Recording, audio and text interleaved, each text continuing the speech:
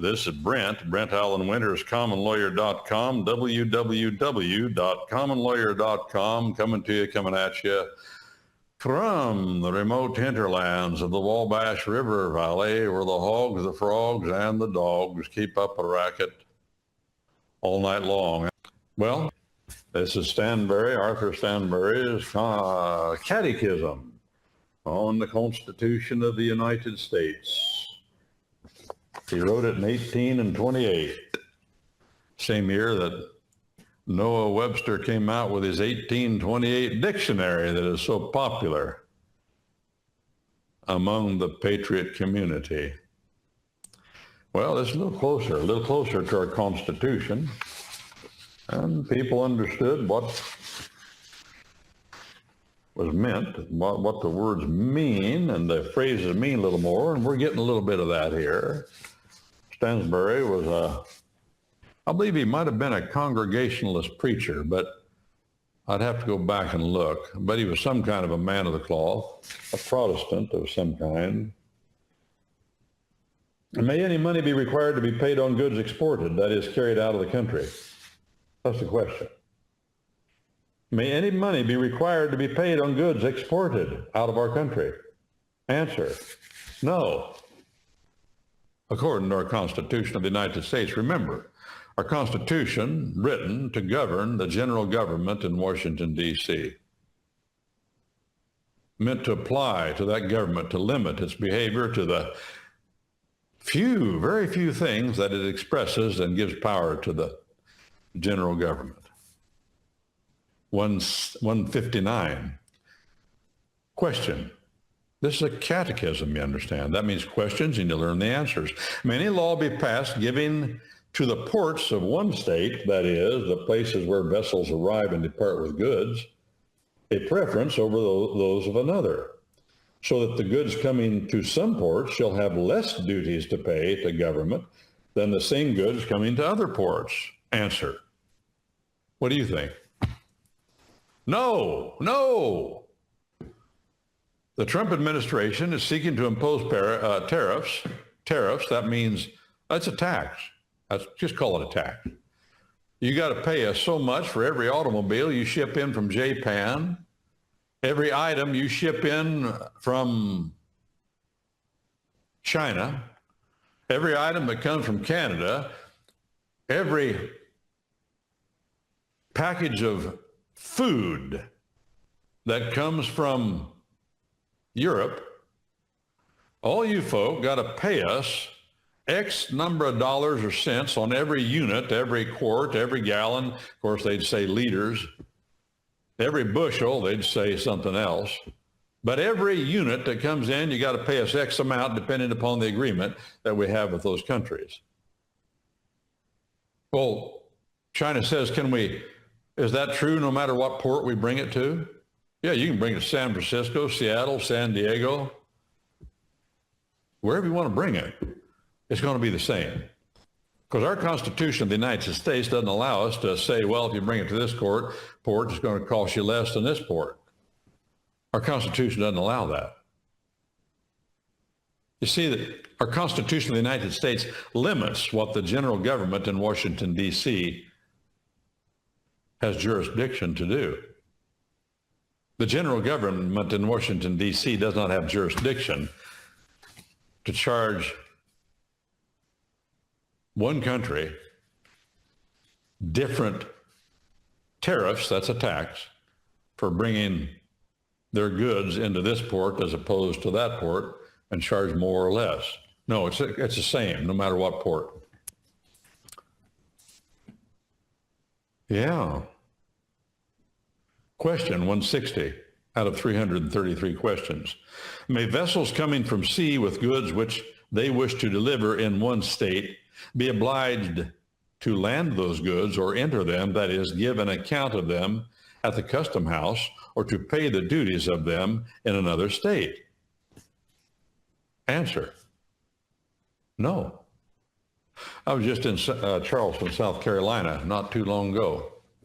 Charleston, South Carolina. Right there at Charleston, South Carolina. I'm just walking downtown Charleston. huge, massive, gargantuous, monster-like building. Says, and all made of stone, big pillars in the front.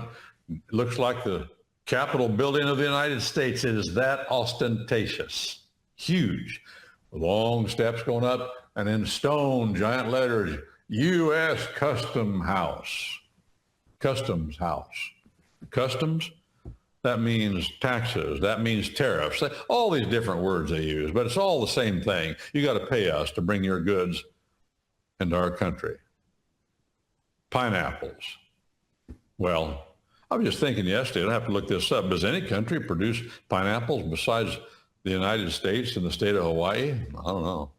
I have to look. I know they do it in Hawaii. Big pineapple plantations. I knew a fellow at home. True story. How do I run into these people? We had a guy living in a neighboring county that was a first cousin to Lyndon Baines Johnson, President of the United States. Yeah. Of course, people knew him, not big towns around here. Of course, he wasn't famous, but his family was, I reckon. In a negative way, I might add. Never liked him much. We called him Uncle Lindy. Called his wife Lady Bird because they both had the same initials, LBJ. Lady Bird Johnson and Lyndon Baines Johnson. Then they apparently married, the way I heard it. Yeah. Well, customs houses. I was going to the true story I was going to tell you. Doggone it, now it's escaped me. I read the other day about a fellow that met a famous poet, and they were both famous literary men, had written famous books. One was from England, one was from America. One was from America.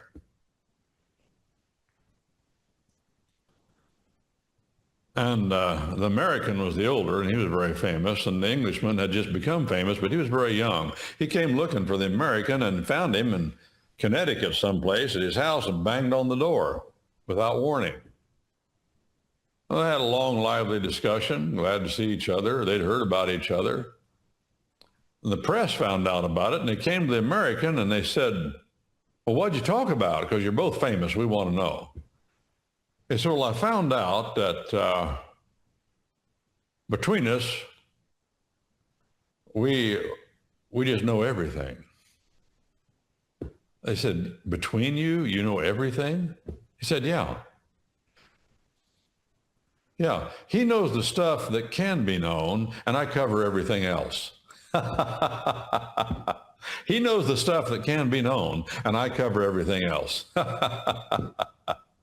What he meant to say was, I'm just a big storyteller and a liar, which was true, and that's how he got to be famous. As they used to say, enough of men that can talk sense, show me a man that can talk a little nonsense and do a good job of it. That's refreshing to hear sometimes. Well, tariffs. May vessels, question 160, may vessels coming from sea with goods which they wish to deliver to one state be obliged to land those goods or enter them, that is, give an account of them at the custom house, or to pay the duties? Oh, I read that one already. I just want to see if you're paying attention. Well, the answer, of course, is no. You got to come to the customs house where you bring it in.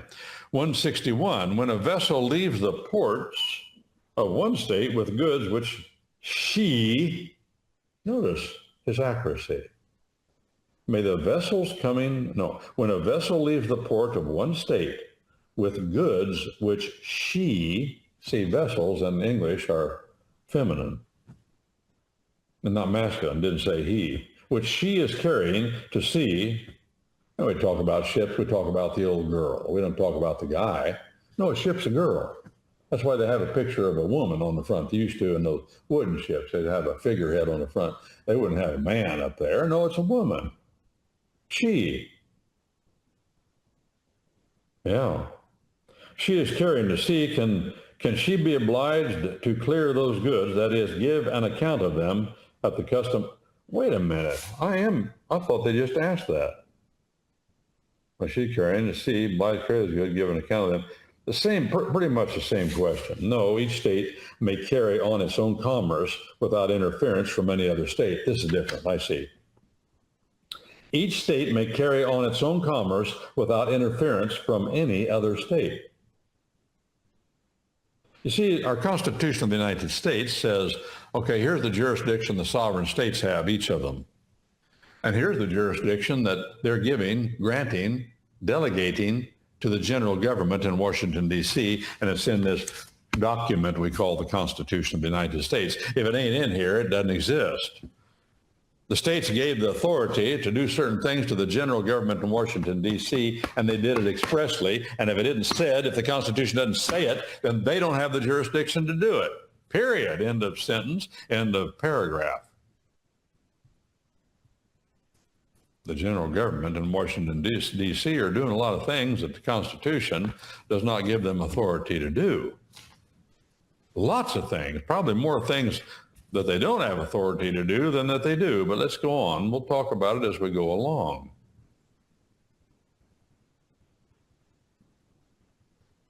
In what way can the money of the United States be drawn out of the treasury of the United States, or wherever place it is kept? He adds that.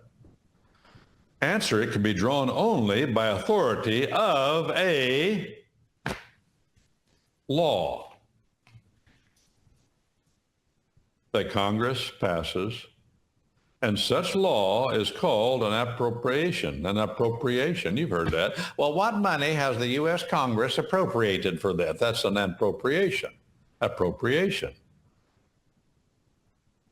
The President of the United States needs money to do what our Constitution of the United States says he has authority to do. He's got to equip ships. He wants now to have 12 aircraft carriers. He's thinking seriously about bringing the old Kitty Hawk. It used to be a super carrier. It's not anymore. It's just an old oil-fired, steam-driven carrier. Oil-fired. Well, did you know nuclear carriers are steam-driven? Nuclear ships are steam-driven. It's just that nuclear fission is used to create the steam. But before that, the aircraft carriers, they used oil to heat the water and create the steam in the boilers for the steam to run the turbines to turn the screws and drive the ship. Well, they're all nukies now, but he's thinking about bringing the USS Kitty Hawk out of mothballs. That was the last of the oil-fired super carriers. When I say super, it's got about 1,500 men less than the super carriers today, the nuclear-fired super carriers. The World War II carriers, if they were big, they traditionally carried about 3,500 men, 3,500.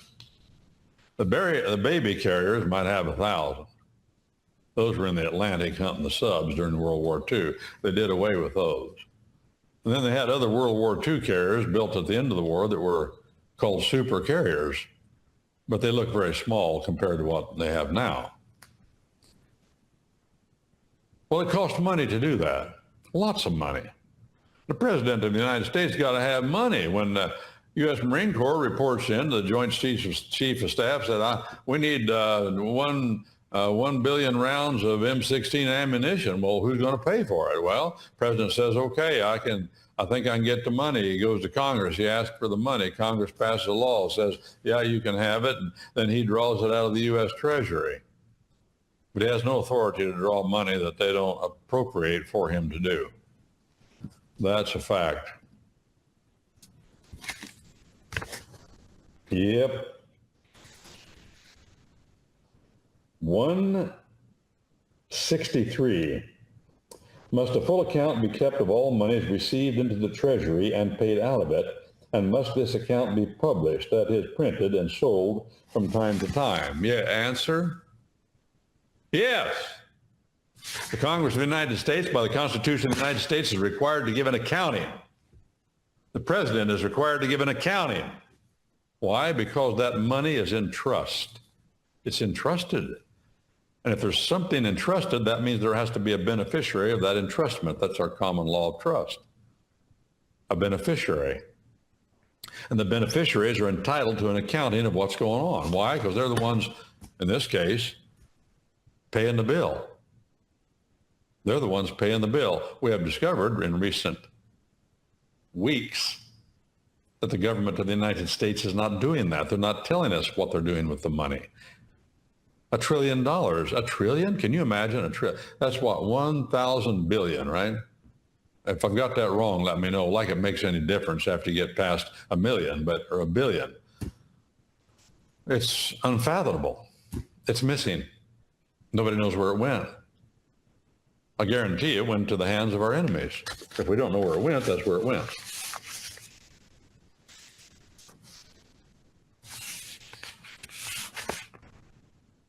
Question 164. You said that in some countries, a part of the people are called nobility.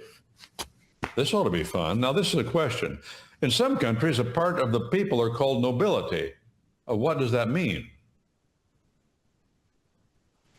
Answer. Almost all Europe was once under the power of Rome. Yeah. Called the papacy. And Rome, the papacy, their doctrine still claims absolute power over all of humanity and all countries, all kings, and it even says all armies. Go read their official doctrine from the Council of Trent. It's all there. Who reads it? And who wants to read it? I don't want to read it. Paganism, formed part of what was called the Roman Empire. Well, they did that too. This empire was attacked, overrun, and at last conquered entirely by a hardy set of people who came from the north. From the north, they were called the Goths. What were they? They were Swedes. What's a Swede? A Swede's an Anglo-Saxon. What's an Anglo-Saxon? He's a Germanic. Those are two Germanic tribes. Sweden was settled by an Anglo-Saxon named Geating. He went up there and colonized what is now Sweden. Then the Swedes became a distinct people, and then they were called the Goths. And all of a sudden, nobody knows why, 250,000 of them, men, women, and children, got up and started walking south. Who knows? Maybe they ran out of food. I don't know. Maybe they're looking for a warmer climate to vacation in. Maybe they'd heard about all the resort areas down in Greece. I don't know. Nobody knows. I've read about it. Nobody knows, but they did. They came to the borders of the Roman Empire. They asked the emperor permission to enter. He denied them. They said, well, that's not neighborly.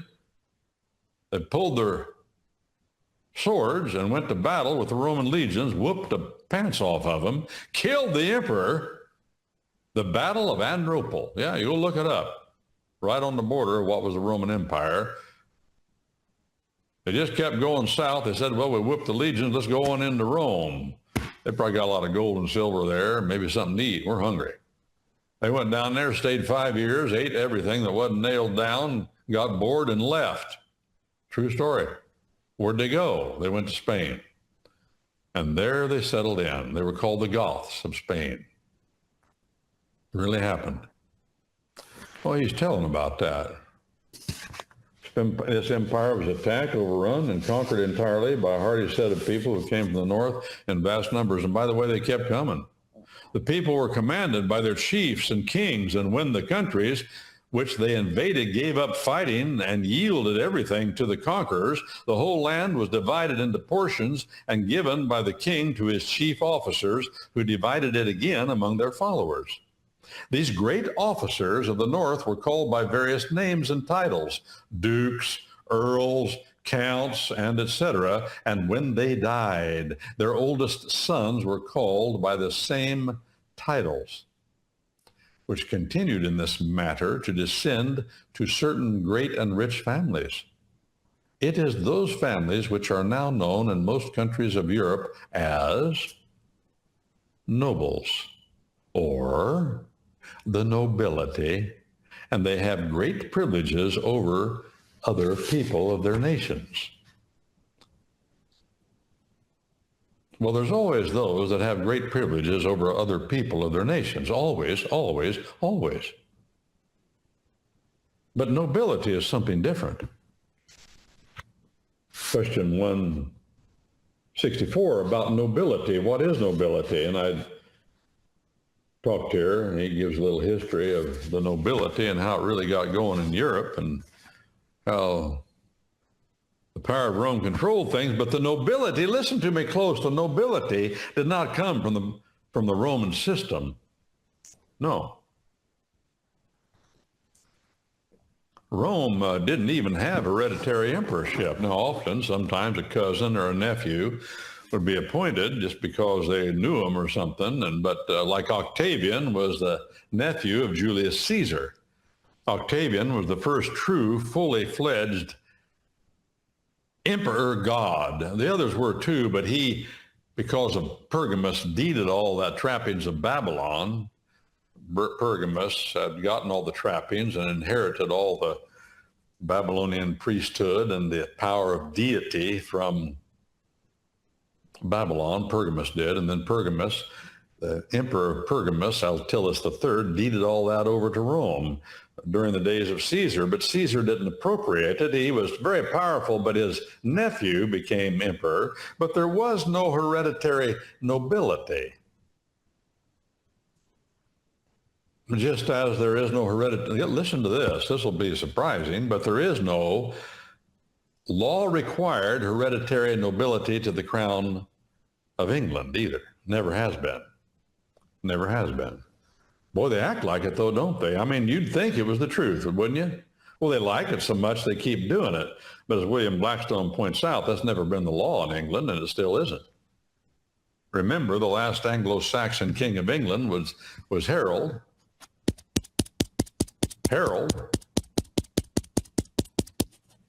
And he didn't inherit it.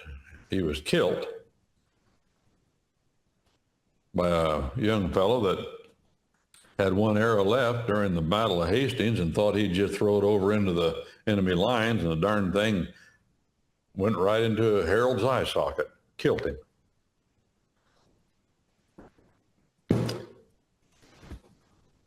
Providence is real, friends.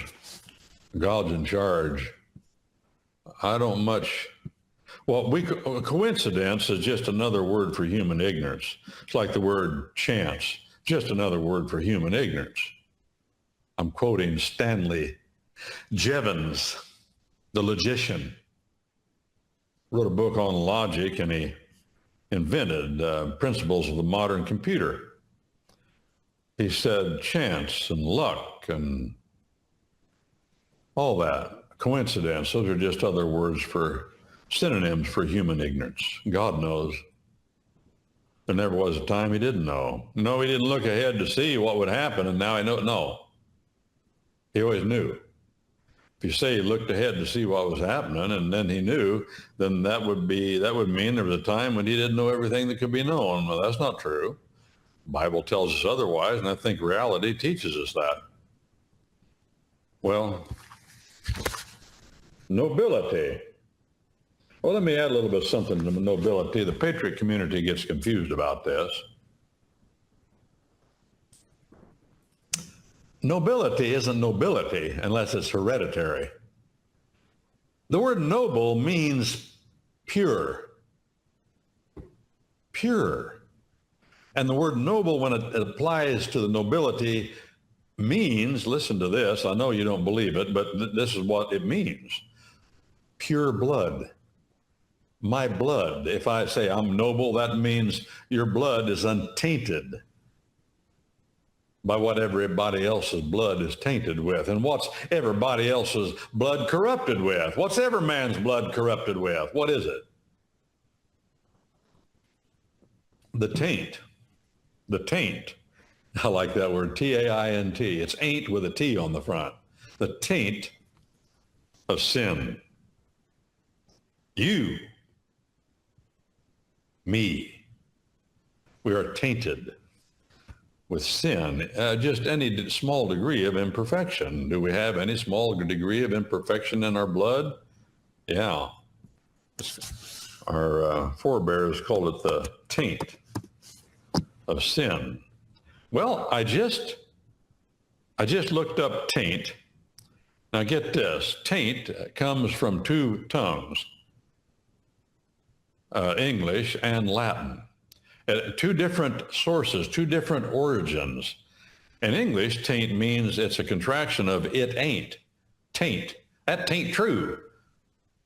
No taint. See, we'd say that. Well, I know you don't say that because you're more sophisticated than us folk here in the Wabash Valley. My father would get mad at me for saying ain't. He'd say, stop saying ain't. Well, my father was not an educated man. He didn't even go to high school. But he didn't like that word. Well, I understand what he's trying to say, but the word taint, like all words of all tongues, if they're used enough, they become formal, even when they start as an informal word. If the word taint or ain't communicates, then it's a good word. If it makes the point you want to make, it's a good word. And I've always thought that. Taint never was a time I didn't think it, but I did conform to my father's wishes. I still try to avoid the word ain't when in his presence, just because he thinks better of me if I don't. But then there is the word taint, spelled the same, exactly the same, but it's from the Latin tongue, and it means something different. And the word taint in the Latin tongue means to be tinged, T-I-N-G-E-D, tinged. Well, what does tinge mean? That's a Latin word that means to dip into a dye, dip, to tinge it with color. It's a Latin word. To tinge. Taint is to be tainted. Your blood is tainted. Well, the nobility says their blood ain't tainted. Tainted. It ain't.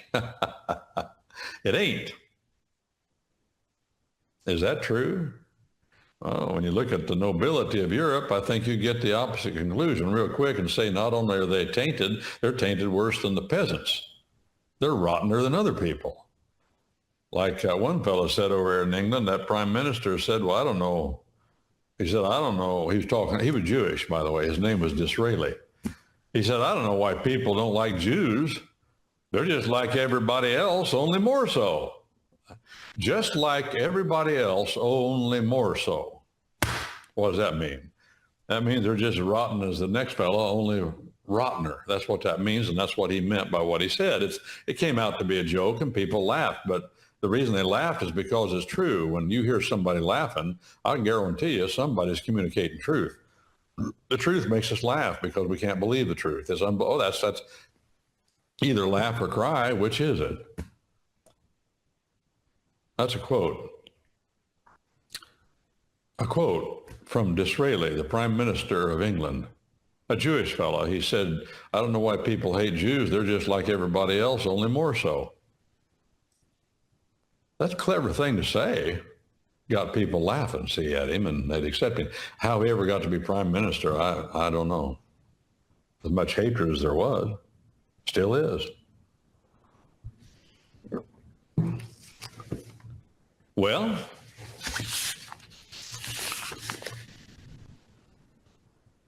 it has to be hereditary to be a nobility. In our Constitution of the United States, if it's not hereditary, it's not nobility. Colonel Sanders, in Kentucky, there's an official title called Kentucky Colonel. Colonel Sanders of Kentucky Fried Chicken became famous, and the state of Kentucky bestowed upon him the official title, official of the sovereign state of Kentucky, Colonel Sanders. There was an organization of war veterans of our war with Britain for separation. A lot of those veterans migrated from Old Virginia into Western Old Virginia in the Ohio Valley. They settled, a lot of them in Ohio, got land grants. A lot of them settled in Kentucky. And they founded a veterans organization like the VFW, the American Legion, the 40-Naters, a veterans organization of veterans of that war, and they called it, the ones there in Kentucky, they called themselves the Kentucky Colonels. It became official. So many of them migrated into Kentucky that they became a powerful group for many years.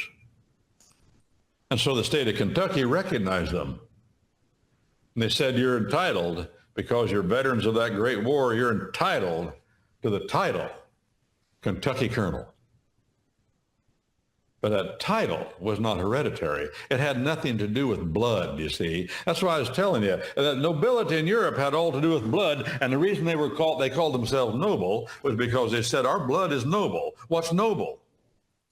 That means stable and untainted with corruption. That's what it means. That's what the word means. And that's what they said about themselves. Well, we know that's not true. In America, we don't do that. We may give somebody a title, but it is not hereditary. If it's not hereditary, then there's nothing wrong with it. There's no law against it. Let me give you another example.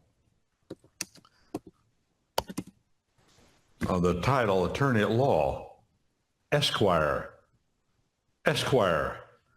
People write me letters. They put to Esquire, Brent Allen Winters, Esquire. They'll list my name at the end of a pleading, all the attorneys involved, and they'll say Esquire Brent Allen Winters, Esquire, blah, blah, blah. Is that a title of nobility? Under the terms of our Constitution, what's the answer? No, it's not. Why? Because it's not hereditary. The titles of nobility of Europe that the Constitution refers to are the ones that have to do with blood. We have two provisions in our Constitution of the United States that have to do with blood. One's called the corruption of blood clause, because that's what it said. There shall be no corruption of blood. And then number two, the other clause is titles of nobility. And both of those are not, well, they have nothing to do, they have only to do with titles that claim to be hereditary by blood. Is Esquire a title of nobility? No. I'm amazed. I've spent my life, I'm giving you testimony. I've spent my life trying to find out and find answers to these questions that people were throwing at me. I'm very much a patriot all my life. I always stood up and sang the Star-Spangled Banner when I was in high school and grade school. And when the flag passed, you know, where we were from, boy, you put your hand on your heart. If you didn't, somebody'd backhand you, you know.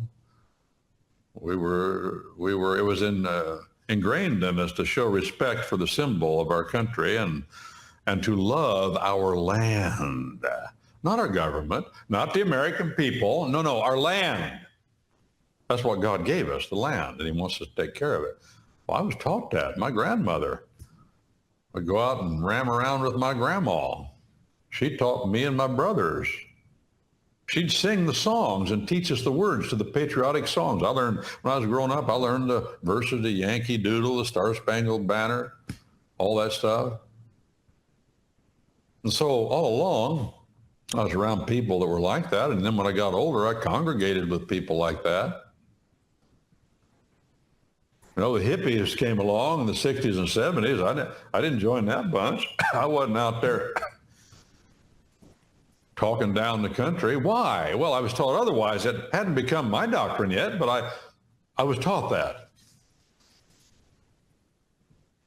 No, I let my hair grow out, you know, down to about here. But our favorite song was, my long hair can't cover up my red neck. We used to sing that. My long hair can't cover up my red neck. And then that other song was White Socks, Rednecks and Blue Ribbon Beer. Yeah, that was the name of that other country song. Oh, we'd sing that song. Well, I'm making a point. I wondered always. I was always felt, and then patriotism became mine. I understood it for myself at some point, and I was convicted myself. It wasn't just because all the people around me. That's the way conviction works. But I wanted to find out answers to these questions that people were throwing at me. Well, Esquire, is a title of nobility, Oh, okay. Well, I'll go to law school and find out if that's true and become a lawyer and see if that's true. And I did. And I found out it wasn't true. So I'm passing along that information to you for what it's worth. It depends upon whether you think I'm credible. No, Esquire is not. But not only that, it's clear. Isn't it clear that it's not an hereditary title? It has nothing to do with corruption of blood. So we have these two clauses of our Constitution. There shall be no corruption of blood. That's what it says. There shall be no corruption of blood. And there shall be no titles of nobility. Both of those are about the same subject. Well, if you don't know our common law tradition or know something about it, when it says there shall be no corruption of blood, you don't have a clue what they're talking about. What does that really mean? And it doesn't explain it. And then our Constitution says there shall be no titles of nobility, because folk don't know beans from sour apple butter about our common law. They say, oh, there's a title of Esquire is a title of nobility. Let's shoot all the lawyers. Well, I don't particularly like lawyers either. I don't get along with them. I mean, for the amount of education that lawyers have, they're some of the dumbest people in the world. They're like journalists. For the amount of education most of them have, they're some of the most ignorantest. I think that's redundant, isn't it? Most ignorantest. If I said most ignorant, I learned that, by the way, that phrase, from my good and faithful friend in the mountains of Virginia. And that's one of the phrases that those hillbillies would use down there. Most ignorantest. Well, you say that's redundant. Well, yes, it is, but that's what we do with the tongues of men to intensify what we're saying. We repeat it. It does that in the Bible. Martha, Martha. Remember that story about Martha in the New Testament where she's with the Lord Jesus Christ? And Jesus Christ shakes his head and says, Martha, Martha. That's a common idiom to repeat things in the Bible, Old Testament and New. Peter, Peter.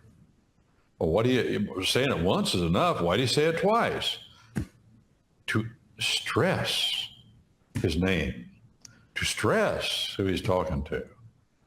And it says in the book of Genesis, and the day you sin, you die. Oh. Well, it doesn't say that in the Hebrew. In the Hebrew, it says the word die twice. Dying, you're dead. Most people think that's the best way to translate it. I translate it that way. A dying, not just dying, a dying, you're dead. Or a dying, dead. You repeat it, it stresses it. Most ignorantest. That stresses it. That's the dialect of Elizabethan English that was preserved in the mountains of Old Virginia. They still speak Elizabethan English in the mountains of Old Virginia. Can you believe that? Well, it's changing now. And the reason was because that area was isolated until very recently. And so there was no outside influence coming into the mountains that changed the way they talked up in there. Not true now. The Yankees are coming down and buying up the land. The hillbilly culture is fading away fast, very fast. And there are different hillbilly cultures. There's one in Virginia, there's one in North Carolina, there's Kentucky, Tennessee. They're all different, but they're all very much the same too, and they're all part of the mountain culture. Well, what I'm trying to say is titles of nobility, Esquire is not one. Kentucky Colonel is not a title of nobility, it's a title. Mr. and Mrs. are titles. They're not hereditary. They're titles. The degrees a fellow gets at a university, those are titles, but they're not hereditary. Professor is a title, but it's not hereditary. Sir, S-I-R, is a title, but it's not hereditary. But now in England, sir is hereditary. The only people you call sir in England are the people that are a part of the nobility, and they claim their blood is noble. You've heard of the noble elements of the periodic table. The noble elements of the periodic table. Well, those are special elements that are more stable. They're more pure. They're less unstable. That's two negatives. Less un. That means two negatives make a positive, which means they're more stable. Less unstable equals more stable. Stable.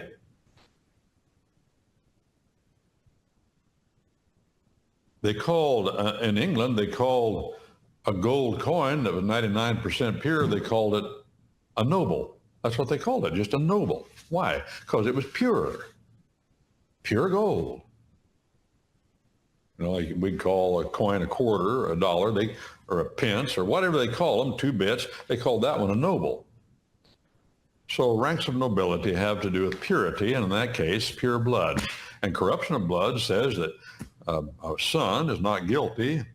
He doesn't lose any of his rights if his father is convicted of treason. In our common law tradition, that's called corruption of blood. Your father, and the Bible says, no, Bible says that there is no corruption of blood. I'm not guilty for what my father did, and my children are not guilty for what I did in that sense. But do we have this taint of sin that comes from our grandfather? Yes. That's the Bible's teaching. As clearly as I think men have ever understood it. I'm repeating what men have said for centuries, and I'm repeating what the conclusions I've come to. This is Brent. Brent Allen Winters, commonlawyer.com. www.commonlawyer.com. Coming at you from the remote hinterlands of the Wabash River Valley, where the hogs, the frogs, and the dogs keep up a racket all night long.